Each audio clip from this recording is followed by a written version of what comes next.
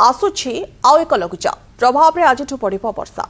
आज पश्चिम केन्द्र और तत्संलग्न उत्तर पश्चिम बंगोपसागर लघुचाप क्षेत्र सृष्टि हो फल आज 9 तारिख पर्यंत राज्यर विभिन्न स्थान में प्रबल वर्षा नहीं आकलन करुछि आंचलिक पाणीपाग केन्द्र।